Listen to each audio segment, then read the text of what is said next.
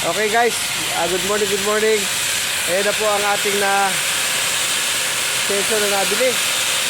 Kinumbert po natin sa grinder. Yan, ang ganda ng putol. Ayan po si Dudong, aking inaanak.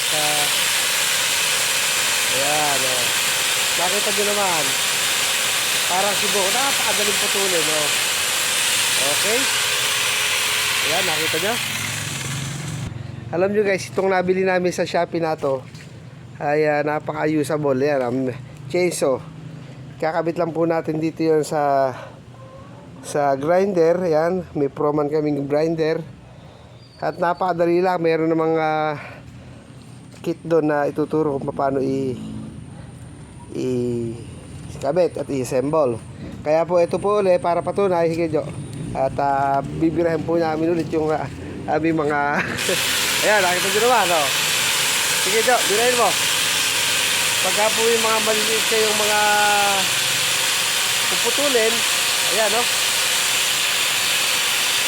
ayan guys, napaka-usable po ng aming portable mini chainsaw na adapter ng ayan, naputol, nakita nyo naman. Yan po, at hirap na hirap po dati kami magputol ng mga kahoy. Ngayon na-order po yan sa Shopee guys. Dahan-dahan lang din yung pagdidikit, matalim yung chainsaw na ligado.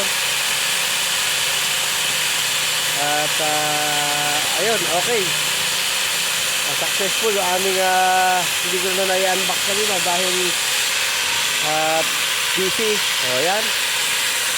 At papatayin nyo rin para hindi nag-iinit. Siyempre chainsaw siya, hindi naman siya grinder siya, hindi naman talaga chainsaw. Ayan,